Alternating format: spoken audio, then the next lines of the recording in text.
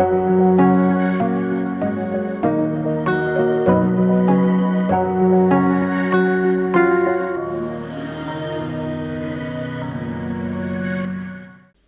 സ്തോത്രം, യേശുവേ നന്ദി, യേശുവേ ആരാധന.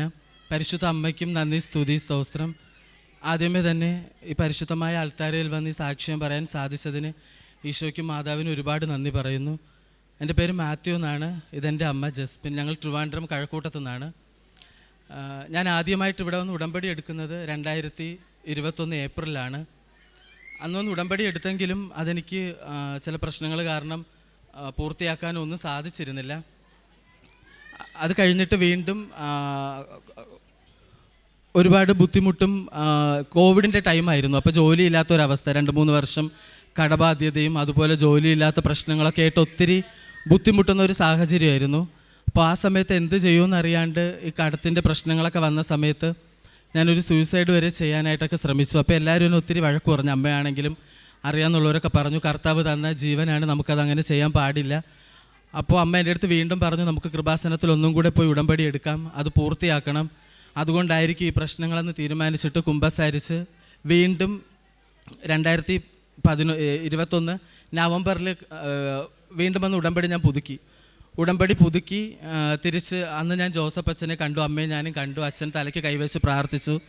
ഉടമ്പടി കാശുരൂപം കൂടാതെ ചെറിയ വേറൊരു മാതാവിൻ്റെ കാശുരൂപം തന്നിട്ട് പറഞ്ഞു, എന്നും ഇത് വെച്ച് പ്രാർത്ഥിക്കാൻ പറഞ്ഞു, എല്ലാം ശരിയാവുമെന്ന് പറഞ്ഞു. അന്ന് വളരെ സന്തോഷത്തോടെ ഞങ്ങൾ ഇവിടെ നിന്ന് പോയി.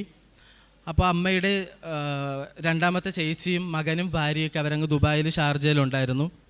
സാധാരണ അവരങ്ങനെ വിളിക്കാത്തതാണ് ഇങ്ങനൊരു കാര്യമായിട്ട്. പക്ഷേ എൻ്റെ ഈ സിറ്റുവേഷൻ മനസ്സിലാക്കിയപ്പോൾ വിളിച്ചിട്ട് പറഞ്ഞു, ഇനി അവിടെ നിൽക്കണ്ട, ഇവിടെ വന്ന് എന്തെങ്കിലും ജോലി ചെയ്യാനായിട്ട് നോക്കിക്കൂടെ എന്ന് പറഞ്ഞു. അപ്പോൾ അമ്മയും കൂടെ വരുന്നെന്ന് പറഞ്ഞു. ഉടമ്പടി എടുത്തതിന് ശേഷമായിരുന്നു. ഇവിടെ നിന്ന് ഉടമ്പടി എടുത്തിട്ട് പോയി നവംബർ ലാസ്റ്റാണ് ഉടമ്പടി എടുക്കുന്നത്. ഡിസംബർ ടൈമിലായിരുന്നു ഇത് നടക്കുന്നത്. അപ്പോൾ പോകണമെങ്കിൽ തന്നെയും കാശോ അങ്ങനെ ഒന്നുമില്ലാത്തൊരു സാഹചര്യമായിരുന്നു. അപ്പോൾ അവിടെയും പെങ്ങളും അളിയനൊക്കെ കൂടിയാണ് ഒത്തിരി സപ്പോർട്ടൊക്കെ ചെയ്ത് ഞങ്ങൾ ഇവിടെ നിന്ന് കയറ്റി വിട്ടു. അവിടെ ചെന്നിട്ടും ജോലിയൊക്കെ കിട്ടാൻ ആദ്യം കുറച്ച് ബുദ്ധിമുട്ടാണ്. ഞങ്ങൾ രണ്ടുപേരും സെപ്പറേറ്റ് റൂമൊക്കെ എടുത്ത് അവിടെ ബെഡ് സ്പേസിലൊക്കെ നിന്നു. അപ്പോഴും കാശില്ലാതെയൊക്കെ വിഷമിക്കുന്ന സമയത്ത് ഇവിടെ നിന്ന് പെങ്ങളും അളിയനൊക്കെ കൂടെ ഞങ്ങൾക്ക് കാശ് അയച്ചു തരും. പിന്നെ അത്യാവശ്യം അവിടെ നിന്ന് വലിയ അടുത്തുനിന്ന് മറിക്കും. പിന്നെ അമ്മയ്ക്ക് ജോലിയൊക്കെ ആയതിനു ശേഷം ഞങ്ങളത് തിരിച്ചു കൊടുക്കുന്നത്. ആദ്യം അമ്മയ്ക്ക് ചെറിയൊരു ജോലി കിട്ടി, അതുകൊണ്ട് അഡ്ജസ്റ്റ് ചെയ്ത് പൊയ്ക്കൊണ്ടിരുന്നു. പക്ഷെ പോയെങ്കിലും കാര്യമായിട്ട് അവിടെ നിന്ന് ചെയ്യാനായിട്ട് പറ്റാത്തൊരവസ്ഥ. പക്ഷേ എങ്കിലും മാതാവിൻ്റെ പ്രത്യക്ഷീകരണ പ്രാർത്ഥനയും പള്ളിയൊക്കെ ഒരു 3/4 മണിക്കൂറോളം നടക്കാൻ അത്ര ഡിസ്റ്റൻസ് ഉണ്ടായിരുന്നു. അപ്പോൾ കയ്യിൽ പൈസ ഇല്ലെങ്കിൽ ഞാൻ എല്ലാ ദിവസവും മുടങ്ങാതെ നടന്ന് പള്ളിയിൽ പോകുമായിരുന്നു. അവിടെ മോർണിംഗിലും അതുപോലെ ഉച്ചയ്ക്ക് ഈവനിങ്ങൊക്കെ മാസമുണ്ട്. ചിലപ്പോൾ 2 കുർബാന അല്ലെങ്കിൽ 3 കുർബാന, 1 കുർബാന, അങ്ങനെ എല്ലാ ദിവസവും പോയി ഞാൻ കുർബാന അർപ്പിക്കും. നിത്യാരാധന ചാപ്പലിൽ പോയിരുന്ന് പ്രാർത്ഥിക്കും. മാതാവിനോട് ഞാൻ എപ്പോഴും ഉറപ്പ് കൊടുക്കും, ഞാൻ വന്ന് സാക്ഷ്യം പറയും, എൻ്റെ ജീവിത സാഹചര്യത്തിൽ മാറ്റം വരുത്തി തരണമെന്നൊക്കെ പറഞ്ഞ് ഞാനങ്ങ് പ്രാർത്ഥിക്കുമായിരുന്നു കരഞ്ഞ്.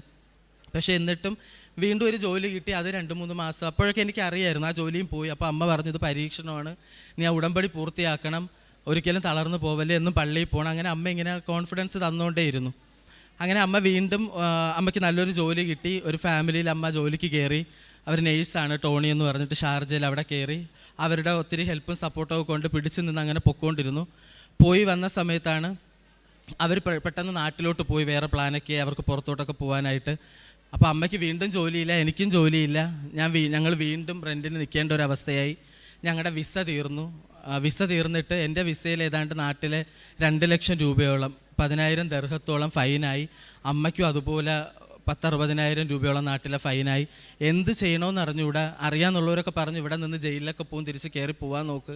പക്ഷേ എങ്ങനെ പോവും, എന്ത് ചെയ്യുമെന്ന് അറിയത്തില്ലായിരുന്നു. പക്ഷേ എങ്കിലും ആ പ്രത്യക്ഷീകരണ പ്രാർത്ഥന പ്രാർത്ഥിച്ചുകൊണ്ടേയിരുന്നു. അച്ഛൻ തന്ന കാശുരൂപവും ഉടമ്പടി കാശുരൂപവും വെച്ച് പ്രാർത്ഥിച്ചുകൊണ്ടേയിരുന്നു. അപ്പോൾ ഞങ്ങൾക്ക് ഉറപ്പുണ്ടായിരുന്നു, ഇതിൽ മാറ്റം വരും.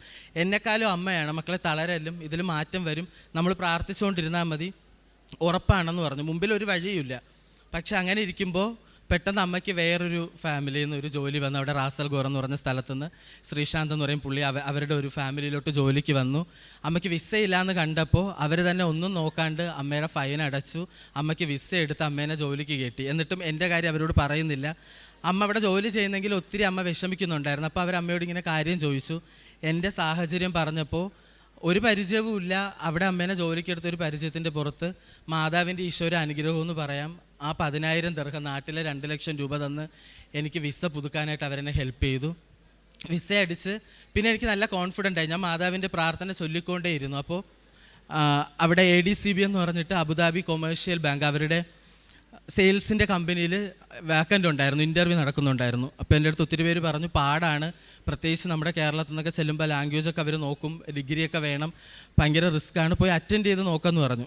ഞാൻ എൻ്റെ കയ്യിലുണ്ടായിരുന്ന മാതാവിൻ്റെ കാശുരൂപവും അതുപോലെ ഉപ്പും തേനും എല്ലാം കൊണ്ട് ഞാൻ പോയി. അവിടെ ചെന്നിരുന്ന് ഞാൻ പ്രാർത്ഥിച്ചു. ആ ഇൻ്റർവ്യൂ നടക്കുന്ന അവിടെ ഞാൻ ഉപ്പൊക്കെ വിതറി, ഞാൻ കാശുരൂപം കയ്യിൽ വെച്ച് പ്രാർത്ഥിച്ചു. 7-8 പേര് നടത്തേണ്ട ഇൻ്റർവ്യൂ 1-2 പേര് എടുത്ത് തന്നെ അപ്പോൾ തന്നെ സെലക്ട് ചെയ്തു. എന്നിട്ട് എൻ്റെ ആ വിസ അപ്പോൾ തീരുന്ന സമയമാണ്. ഇന്ന് ഞാൻ ഇൻ്റർവ്യൂ അറ്റൻഡ് ചെയ്തു, മറ്റന്നാൾ എൻ്റെ വിസ തീരുന്നു. അപ്പോൾ അവർ പറഞ്ഞു ഞങ്ങൾ വിസ പ്രോസസ്സ് ചെയ്യും, എംപ്ലോയ്മെൻറ്റ് വിസ, ഇവിടെ നിന്നിട്ട് കാര്യമില്ല, നിങ്ങൾ നാട്ടിലേക്ക് പോകാനായിട്ട് പറഞ്ഞു. അപ്പോഴും നാട്ടിൽ പോകണമെങ്കിൽ എനിക്ക് ടിക്കറ്റ് എടുക്കാൻ ഒന്നിനും പൈസയില്ല. ഞാൻ പെട്ടെന്ന് അളിയനോട് വിളിച്ച് പെങ്ങളോടും പറഞ്ഞു. അപ്പോൾ തന്നെ എനിക്ക് അവർ ടിക്കറ്റ് നാട്ടിൽ നിന്ന് എടുത്ത് അയച്ചു തന്നു. ആ ടിക്കറ്റിൽ ഞാൻ നെക്സ്റ്റ് ഡേ നാട്ടിലേക്ക് വന്നു. അപ്പോൾ ഞാൻ അവരോട് ഇവിടെ ഇരുന്ന് ഫോളോ അപ്പ് ചെയ്യാൻ തുടങ്ങി. എനിക്ക് ടെൻഷനായിരുന്നു, അവർ വെറുതെ ഒഴിവാക്കിയതാണോ കിട്ടുമോ എന്നൊക്കെ. അപ്പോൾ ഞാൻ അവരോട് പറഞ്ഞു എനിക്ക് ജോലിയുടെ കാര്യം. അപ്പോൾ അവർ പറഞ്ഞു ഞങ്ങൾക്ക് ഉറപ്പ് പറയാൻ പറ്റില്ല, പ്രോസസ്സിംഗ് ആണ്, ഗവൺമെൻറ്റിൻ്റെ ഇതാണ്.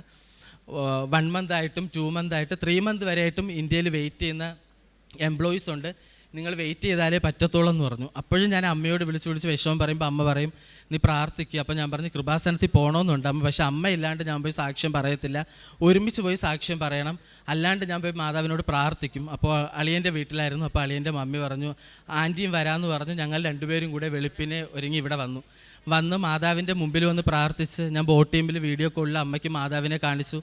അമ്മയും കരഞ്ഞ് പ്രാർത്ഥിച്ചു. അതൊരു 12:30-12:45 സമയമായിരുന്നു. ഞാൻ മാതാവിനോട് പറഞ്ഞു മാതാവേ ഞാൻ ഇവിടെ നിന്ന് പോയി വീട്ടിൽ ചെന്ന് ഞാൻ നെറ്റ് ഓൺ ചെയ്യുമ്പോൾ ഞാൻ ഇവിടെ വെച്ചൊന്നും ഞാൻ നെറ്റ് ഓൺ ആക്കില്ല, എനിക്ക് ഓഫർ ലെറ്റർ വരണമെന്ന് പറഞ്ഞ് ഞാൻ കരഞ്ഞ് പ്രാർത്ഥിച്ചു. എങ്കിലും ചില സമയത്ത് നമ്മുടെ മൈൻഡിൽ ഒരു ഡബിൾ മൈൻഡ് ആകുമോ എന്നൊക്കെയുള്ളൊരു ടെൻഷൻ. ഞാൻ മാതാവിനോട് പ്രാർത്ഥിച്ചു. ഇവിടുന്ന് വളരെ വിശ്വാസത്തോടെ തന്നെ വീട്ടിൽ ചെന്നു. 7 മണി 8:30 സമയമൊക്കെ ആയി. ഞാൻ നെറ്റ് ഓൺ ചെയ്തപ്പോഴത്തേക്കും വാട്സപ്പിൽ നോട്ടിഫിക്കേഷനൊക്കെ വന്നു, ഫേസ്ബുക്ക്, എന്നിട്ട് മെയിൽ വന്നില്ല. അപ്പോഴും ഞാൻ മാതാവിൻ്റെ ലോക്കറ്റൊക്കെ പിടിച്ചിട്ട് എന്നാലും മാതാവ് എനിക്ക് വന്നില്ലല്ലോ എന്ന് ഓർത്തിങ്ങനെ വിഷമിച്ച് നിന്നപ്പോൾ ആ സ്പോട്ടിൽ എനിക്ക് മെയിലിൻ്റെ നോട്ടിഫിക്കേഷൻ. ടൈം നോക്കിയപ്പോൾ ഞാൻ ഇവിടെ ഇരുന്ന് പ്രാർത്ഥിച്ച 12:30-12:45 സമയത്ത് എനിക്ക് അവിടെ മെയിൽ വന്ന് കിടപ്പുണ്ടായിരുന്നു. എനിക്കത് എല്ലാവർക്കും ഭയങ്കര അത്ഭുതമായിപ്പോയി. എന്നിട്ട് ഞാൻ മാതാവിനോട് പ്രാർത്ഥിച്ചു, മാതാവ് എനിക്ക് ഒത്തിരി നന്ദി പറഞ്ഞു. ഞാൻ പറഞ്ഞു ഒരാഴ്ചയ്ക്കുള്ളിൽ എനിക്ക് ഇവിടെ നിന്ന് കയറി പോകണമെന്ന് പറഞ്ഞു. ആ ഒരാഴ്ചയ്ക്കുള്ളിൽ എനിക്ക് അവർ വിസ അയച്ചു. ആ വിസയിൽ ഞാൻ കയറിപ്പോയി. അവിടെ ജോലിക്ക് കയറി. കുറച്ച് ബുദ്ധിമുട്ടുണ്ടായിരുന്നെങ്കിൽ ഞാൻ പ്രാർത്ഥിച്ചുകൊണ്ടേയിരുന്നു. ആദ്യം 1-2 പ്രാവശ്യമൊക്കെ 1-2 മാസം പെർഫോമൻസ് ഒന്നുമില്ല, മാനേജരും എല്ലാവരും ഭയങ്കര ബുദ്ധിമുട്ടായിരുന്നു. എൻ്റെ അടുത്ത് ഒത്തിരി ഇറിറ്റേറ്റ് ചെയ്യാൻ തുടങ്ങി. ഞാൻ റിസൈൻ ചെയ്യാൻ വരെ തീരുമാനിച്ചു. പക്ഷേ എങ്കിലും ഞാൻ ഈ ഉപ്പും കാശുരൂപം വെച്ച് വീണ്ടും പ്രാർത്ഥിക്കാൻ തുടങ്ങി. രാവിലെ ഞാൻ പോകുമായിരുന്നു, 8:45 അവിടെ പഞ്ച് ചെയ്ത് കയറണം. ഞാൻ ആ സമയത്തേ ചെന്ന് ക്യാമറ ഉണ്ടെങ്കിലും ഞാൻ ശ്രദ്ധിക്കാണ്ട് അതൊക്കെ പോയി മാനേജറൊക്കെ ഇരിക്കുന്ന അവിടെയെല്ലാം ഞാൻ ഉപ്പിടും, പ്രാർത്ഥിക്കും, തിരിച്ചു വന്നിരിക്കും. 2-3 മാസം കഴിഞ്ഞപ്പോൾ എൻ്റെ ഭാഗത്തുനിന്ന് പെർഫോമൻസ് വരാൻ തുടങ്ങി. അവരെന്നെ ഒത്തിരി അപ്രിഷ്യേറ്റ് ചെയ്യാൻ തുടങ്ങി. ഞാൻ പെട്ടെന്ന് ചെന്ന് എനിക്ക് എമർജൻസി ലീവ് വേണം, 6 മാസമായി നാട്ടിൽ പോകണം, അമ്മയെ കാണണമെന്നൊക്കെ പറഞ്ഞു. എൻ്റെ മനസ്സിൽ കൃപാസനത്തിൽ വരണമെന്നായിരുന്നു. ചോദിച്ച ഉടനെ എനിക്ക് 15 ദിവസത്തെ ലീവ് തന്നു. ഞാൻ കഴിഞ്ഞ ആഴ്ച 2-3 ദിവസം മുമ്പ് ലീവിന് വന്നു. 28-ാം തീയതി തിരിച്ചു പോവും. അമ്മയുമായിട്ട് എനിക്കിവിടെ വരാനും മാതാവിനോട് സാക്ഷ്യം പറയാനും സാധിച്ചു. എൻ്റെ അളിയനെയും പെങ്ങളെ ഇവിടെ കൊണ്ടുവരുവാനും അവർ ഉടമ്പടി എടുക്കുന്നുണ്ട്. അപ്പോൾ ഒരുപാട് കാര്യങ്ങൾ ഞങ്ങൾ വീണ്ടും പ്രാർത്ഥിക്കുന്നുണ്ട് മാതാവിനോട്. ഒത്തിരിയേറെ അനുഗ്രഹം ഞങ്ങൾക്ക് തന്നു. പിന്നെ ഭയങ്കര കോൺഫിഡൻസ് ആയിരുന്നു ഉടമ്പടി എടുത്ത് കഴിഞ്ഞപ്പോൾ. നടക്കും എന്നുള്ള അത് കൂടുതൽ അമ്മ, ഞാൻ ഡെസ്പായി പോകുമ്പോൾ അമ്മ പറയും പ്രാർത്ഥിക്കണം. കാരണം വെളുപ്പിനും രാത്രിയൊക്കെ അമ്മയുടെ പ്രാർത്ഥന കേട്ടിട്ടാണ് ഞങ്ങൾ ഉണർന്നിരുന്നത്. അപ്പോൾ അമ്മ കണ്ടിന്യൂസ്ലി പ്രാർത്ഥിച്ചുകൊണ്ടിരിക്കുന്ന ഒരാളാണ്. വീട്ടിലുള്ള സമയത്തൊക്കെ ആണെങ്കിൽ പോലും അമ്മ ഇങ്ങനെ ശാലോം TV ഇട്ടുകൊണ്ടേയിരിക്കും. യൂട്യൂബിൽ ധ്യാനവും സാക്ഷ്യങ്ങളെല്ലാം എനിക്ക് അയച്ചു തരും. ഞാൻ പറയും അമ്മ ഇതൊക്കെ ഞാൻ കാണുന്നുണ്ട്. എങ്കിലും അമ്മ പറയും എന്നാലും ഇരിക്കട്ടെ എന്ന് പറഞ്ഞ് അമ്മ അയക്കും. ഞങ്ങൾ അവിടെ ഇരുന്ന് എല്ലാവർക്കും അയച്ചു കൊടുക്കും. ജോലി ചെയ്യുന്ന അവിടെ എല്ലാവരോടും പറയും. ഞാൻ എല്ലാവർക്കും പ്രയർ അയച്ചു കൊടുക്കും. അങ്ങനെ ഒത്തിരി കോൺഫിഡൻസ് ആയി. ഇനിയും ഒരുപാട് മാതാവ് ഞങ്ങളെ അനുഗ്രഹിക്കും. കടബാധ്യത, ഞാൻ ഒത്തിരി ഈ സൂയിസൈഡ് ചെയ്തത് ഈ കടത്തിൻ്റെ പ്രശ്നം കാരണം. കോവിഡിൻ്റെ ടൈമിൽ ഒരു 3-4 വർഷമായിട്ട് ഒത്തിരി കടത്തിൻ്റെ ബുദ്ധിമുട്ടായിട്ട് നിന്നു. അപ്പോഴും എനിക്ക് ജോലിക്ക് കയറിയിട്ട് എനിക്ക് കുറച്ചായിട്ട് തീർക്കാനായിട്ട് പറ്റി. ബാക്കിയുള്ളവർക്ക് ഞാൻ മാതാവിനോട് പ്രാർത്ഥിച്ചതുപോലെ അവർക്ക് സമാധാനം കൊടുക്കുന്നുണ്ട്. ഞാനത് തീരാണ്ട് നാട്ടിൽ വരില്ലെന്ന് പറഞ്ഞുകൊണ്ടിരുന്നത്. പക്ഷേ മാതാവ് എനിക്ക് നാട്ടിൽ വരാനായിട്ട് അവസരം തന്നു. ആർക്കും അങ്ങനെ പെട്ടെന്ന് ട്രെയിനിങ് പീരീഡ് ലീവൊന്നും കൊടുക്കുന്നതല്ല. പക്ഷേ മാതാവിൻ്റെ അനുഗ്രഹം എന്ന് പറയാം. എനിക്ക് വരാനായിട്ട് സാധിച്ചു, സാക്ഷ്യം പറയാൻ സാധിച്ചു, ഉടമ്പടി പുതുക്കാൻ സാധിച്ചു. ഇവിടെ നിന്ന് കൊണ്ടുപോയ നേർച്ച വസ്തുക്കളൊക്കെ ഞങ്ങൾ ഉപയോഗിക്കും. പത്രം അവിടെ ദുബായിലെ പള്ളിയിലാണെങ്കിലും അയൽവക്കത്തൊക്കെ ഞങ്ങൾ പ്രാർത്ഥിച്ച് കൊടുക്കുമായിരുന്നു. കാരുണ്യ പ്രവൃത്തിയായിട്ട് കയ്യിൽ പൈസ ഇല്ലെങ്കിൽ കാർഡിലൊക്കെ പൈസ ഉണ്ടെങ്കിൽ ഞാൻ വഴിയിൽ കാണുന്നവർക്കൊക്കെ ഇങ്ങനെ ഭിക്ഷയ്ക്ക് ഇരിക്കുന്നവരുണ്ട്, പക്ഷേ അവർക്കൊക്കെ ഞാൻ ഫുഡ് മേടിച്ച് കൊടുക്കുമായിരുന്നു, കയ്യിലുള്ളതുപോലെ ഞാൻ സഹായിക്കുമായിരുന്നു. അങ്ങനെ ഒത്തിരി കാര്യങ്ങൾ ചെയ്യും. അമ്മയ്ക്ക് ഇതുപോലെ ഒത്തിരി വയ്യാണ്ടിരുന്ന സമയത്ത് ഞങ്ങളിങ്ങനെ ജോലിയില്ലാണ്ട് റൂമിൽ നിന്നപ്പോൾ ഭയങ്കര ശ്വാസം മുട്ടും, വെപ്രാളവും, മുട്ടുവേദന, തേയ്മാനത്തിൻ്റെയൊക്കെ പ്രശ്നം ഉണ്ടായിരുന്നു, BP. അമ്മ ഇങ്ങനെ മാതാവിൻ്റെ കാശുരൂപവും വെച്ച് ഈശോയോടും മാതാവിനോടും പ്രാർത്ഥിച്ച് കരഞ്ഞ് കിടന്നപ്പോൾ അമ്മയുടെ അടുത്ത് വന്ന് ആരെ തൊടുന്നത് പോലുള്ളൊരു സൗഖ്യം അമ്മയ്ക്ക് അനുഭവപ്പെട്ടു. അമ്മ കണ്ണ് തുറന്നപ്പോൾ ഈശോയും മാതാവും അമ്മയുടെ അടുത്തുണ്ടായിരുന്നു. അമ്മ അവിടെ ഇറങ്ങി ഓട്ടോ ആയിരുന്നു. അവിടെ ഉള്ളവരൊക്കെ അമ്മയോട് വന്ന് ചോദിച്ചു, എണീക്കാൻ വയ്യാതെ കിടന്ന ചേച്ചിക്ക് ഇതെന്ത് പറ്റി? അമ്മ അവരോട് എല്ലാവരോടും ഈ അനുഭവം പങ്കുവച്ചു, കൃപാസനത്തെ പറ്റി പറഞ്ഞു. അങ്ങനെ ഒരുപാട് അനുഗ്രഹം. പിന്നെ പെങ്ങൾ പ്രഗ്നൻ്റായി, 2 ആൺകുട്ടികളാണ്, മൂത്തത് 2. മൂന്നാമത് പ്രഗ്നൻ്റ് ആയപ്പോൾ ഞങ്ങൾക്ക് എല്ലാവർക്കും ഒരു ആഗ്രഹമായിരുന്നു ഒരു പെൺകുഞ്ഞിനെ വേണമെന്ന്. മാതാവിനോട് ഞങ്ങൾ ഒത്തിരി പ്രാർത്ഥിച്ചു, മാതാവേ ഞങ്ങൾ സാക്ഷ്യം പറയും, ഇതിൻ്റെ കൂടെ ഒരു പെൺകുഞ്ഞിനെ തന്നെ ഞങ്ങൾക്ക് ആരോഗ്യമുള്ളൊരു കുഞ്ഞിനെ തന്നെ തരണേന്ന്. അതിൻ്റെ ഭാഗമായിട്ട് ഞങ്ങൾക്ക് നല്ലൊരു പെൺകുഞ്ഞിനെ തന്നെ മാതാവ് നൽകി. അതിനും മാതാവിന് ഒത്തിരി ഒത്തിരി നന്ദി.